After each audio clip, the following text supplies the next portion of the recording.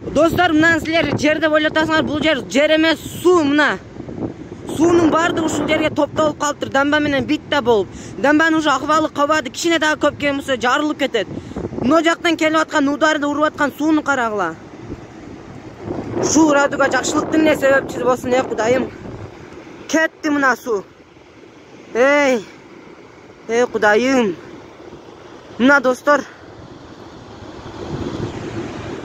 Күн чыгытат, Кудайым, күн чыксын, күн чыгып бизге жардам бер, Кудайым. Мына дамба уже жарымы жарылып, мына жактагы Семон чок уже жок. Жарым эле калган. Мына жакта суу толуп калган. Не дейсиңер эми? Ya Allah, Allah, Allah,